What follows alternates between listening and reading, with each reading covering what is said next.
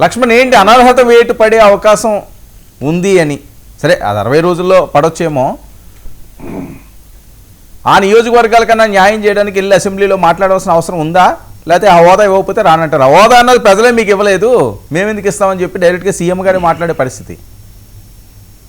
Sir Varma గారు ఇక్కడ హోదా అనేది ప్రజలే ఇవ్వలేదు, ప్రజలు ఇవ్వాలి కదా అనేది ఇది దొంగ తిరుగుడు మాటలు తప్పించుకోవడానికి చెప్పే మాట. అసలు ప్రతిపక్షం అంటే ఏంటండి? ఏదైతే గెలిచిన పార్టీ ఉంటుందో, గెలిచిన పార్టీ తర్వాత రెండో పార్టీగా అత్యధికంగా సీట్లు వచ్చినటువంటి పార్టీ ప్రతిపక్ష పార్టీ. మా పార్టీ తర్వాత ఇంకో పార్టీకి 15 సీట్లు లేవే, ఇంకో పార్టీకి నాకు 30 సీట్లు లేవే. సరే జనసేన పార్టీకి 21 సీట్లు ఉన్నాయి. వాళ్ళు కూటమిలో ప్రభుత్వంలో భాగస్వాములై ఉన్నారు. వాళ్ళ కూటమిలో ప్రభుత్వంలో భాగస్వాములు అవ్వకుండా ఉంటే ఎస్ టేకెన్, జనసేన పార్టీ ప్రతిపక్ష హోదా తీసుకోవచ్చు, మీకు కాదనట్లా. కానీ ఇక్కడ ఇది రాజ్యాంగబద్ధంగా ఏమైనా ఉందా? ఇన్ని సీట్లు వస్తేనే ప్రతిపక్ష హోదా, లేకపోతే ప్రతిపక్ష హోదా లేదని ఏ ఆర్టికల్ అయినా సూచించిందా? ఏం మాట్లాడతారు? సర్వ హక్కులు కూడా ఎవరైతే ఆ యొక్క అసెంబ్లీకి సంబంధించిన స్పీకర్ కానీ, లోక్సభలో అయితే లోక్సభకు సంబంధించిన స్పీకర్ కానీ వాళ్ళకి అథారిటీ ఉంది, వాళ్ళు ఇవ్వచ్చు. వాళ్ళు తలుచుకుంటే వాళ్ళు ఖచ్చితంగా ఇగో మీకు ప్రతిపక్ష హోదాగా మేము ఇస్తామన్న గతంలో కూడా ఇచ్చారు. గతంలో ఎన్టీ రామారావు గారు ఉన్నప్పుడు, ఇందిరాగాంధీ గారు ఉన్నప్పుడు, ఎంజీఆర్ గారు ఉన్నప్పుడు, అలాగే తమిళనాడులో కూడా మనం చూసాం కరుణానిధి గారు ఉన్నప్పుడు. ఇవన్నీ కూడా ఆ యొక్క క్యాబినెట్ హోదా కూడా ఇచ్చారు. అంతేగాని ఇది ఇన్ని సీట్లు వస్తేనే 30 సీట్లు వస్తే ప్రతిపక్షం, లేకపోతే ప్రతిపక్షం కాదని రూల్ ఏం లేదండి ఇక్కడ. ఎందుకు దొంగ తిరుగుడు మాటలు? సరే మీరైతే వెళ్ళరు అంతేనా? ప్రతిపక్ష హోదా కాదు, ప్రతిపక్ష హోదా కానీ ఇవ్వకపోతే మీరు వెళ్ళరు, ప్రతిపక్ష హోదా ఇవ్వకపోతే మీరు వెళ్ళరు. క్రిస్టల్ క్లియర్ గా అర్థమైందండి. జగన్మోహన్ రెడ్డి గారు అసెంబ్లీలోకి వచ్చారు అనుకోండి, ఆయన అడిగే ప్రశ్నలకి సమాధానం చెప్పలేరు. వాళ్ళకి ఇచ్చిన టైం ఒక 5 నిమిషాలు. సరే లక్ష్మణ్ ఒక విషయం, చేస్తారు. లక్ష్మణ్ మీరట ఆంధ్రప్రదేశ్ లో ఉన్నారా లేరా అని అడుగుతున్నారు అరుణ్ గారు. కళ్ళు కనిపిస్తున్నాయా లేవా అని. నేను పక్కా ఆంధ్రప్రదేశ్ లోనే ఉన్నాను. విజయనగరం జిల్లా చీపురుపల్లి నియోజకవర్గం మెరకముడద అన్న మండలం విలేజ్ లో అక్కడే ఉన్నాను. నేను ఎక్కడికి వెళ్ళలేదు. నేను స్థానిక గ్రౌండ్ లో రియల్ గ్రౌండ్ రాజకీయాలు చేస్తూనే రాష్ట్ర రాజకీయాల్లో ప్రమేయం ఉంటది. నేనేమో ఎక్కడ కూర్చొని మాట్లాడే వ్యక్తినే కాదు, గ్రౌండ్ వర్క్ కూడా మేము చేస్తాము, అది గమనించాలి. సోదరి అర్ణ గారు, నేనేమంటానంటే వర్మ గారు, ఇక్కడ క్రిస్టల్ క్లియర్ గా అర్థమవుతుంది sir.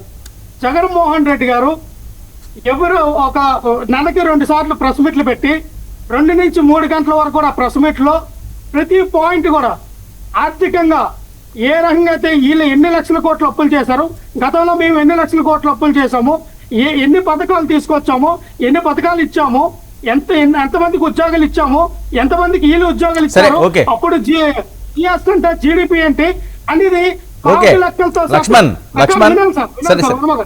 Point to point power point presentation తో ఆయన వివరించి చెప్తే వీళ్ళకి ఎవరికి సబ్జెక్ట్ ఉంది? పవన్ కళ్యాణ్కి చదువు లేదు, సబ్జెక్ట్ లేదు. నారా లోకేష్ స్టాన్ఫోర్డ్ చదివాడు, మనోడికి బుర్ర తక్కువ, ఆలోచన ఎక్కువ. పర్సనల్ గా ఎందుకు ఇది వ్యక్తిగతం ఏంటండి? ఇది వ్యక్తిగతం ఎందుకండి సార్? ఇది వ్యక్తిగతంగా అర్థం ఏంటంటే మెదడులో గుర్తులేదని అర్థం. ఆ పదం వినియోగించుకోకూడదా? ఒకటే చెప్తా సార్, ఇక్కడ క్రిస్టల్ క్లియర్ చెప్తున్నా సార్. ఇక్కడ టీడీపీ నుంచి వచ్చిన లక్ష్మణ్ గారు వాళ్ళకి విజ్ఞత లేదని మీ విజ్ఞత కోల్పోకండి. మీరు సంయమనం పాటించి కరెక్ట్గా మాట్లాడండి, ఏం పర్లేదు. అంతేకాని వాళ్ళని తిడితే ఏదో అవుతుంది అనుకుని ఆ ప్రలోభంలో కలకండి. అది మేము తిట్టట్లేదు సార్. నేను అసలు వాళ్ళని తిట్టాలని ఉద్దేశం నాకు లేదు, నేను తిట్టను కూడా. నేనేమంటానంటే మా నాయకుడు పాయింట్ టు పాయింట్ వివరించినప్పుడు అది జగన్మోహన్ రెడ్డి గారు చేసేది తప్పు, అసలు అవన్నీ కొత్త తప్పులు, పచ్చి అబద్ధాలని చెప్పి చంద్రబాబు నాయుడు గారు అదే పవర్ పాయింట్ ప్రెజెంటేషన్ పెట్టి వివరించాలి కదా. జగన్మోహన్ రెడ్డి గారు చెప్పినవన్నీ అబద్ధాలే, ఇవి నిజం అని ఆయన వివరించాలి కదా ప్రజలకి. అప్పుడు నమ్ముతారు కదా. ఈ అధికార ప్రతినిధులను మాట్లాడాలి కదా. కానీ ఎవరు దాని గురించి మాట్లాడరు. జగన్మోహన్ రెడ్డి గారు అక్కడ ఏమైనా సట్టైన వేస్తే, జగన్మోహన్ రెడ్డి గారు ఏదైనా చిన్న నవ్వు నవ్వుతే, జగన్మోహన్ రెడ్డి గారు ఒక డైలాగ్ చెప్తే అదే డిబేటు, దాన్నే డిబేట్ గా తీస్తారు, దాన్నే మాట్లాడతారు. కానీ 2.5 గంటలు మాట్లాడేటువంటి సబ్జెక్ట్ పైన డిబేట్ ఉండదు. అధికార ప్రతినిధి మాట్లాడుతూ, వాళ్ళ నాయకుడు మాట్లాడుతూ, మా పవన్ కళ్యాణ్ గారు అయితే అసలు ఆయన పార్టీ పెట్టి ఇప్పటి వరకు కూడా ఏ రోజు కూడా ఆయనకి కాదు కాదు మా కాదండి పవన్ కాదు మరి మీరు ఇంకా జనసేనలో లేరు మా పవన్ కళ్యాణ్ అంటున్నారేంటి? తప్పే ఉంది సార్, మా పవన్ కళ్యాణ్ గారు తప్పే ఉంది సార్.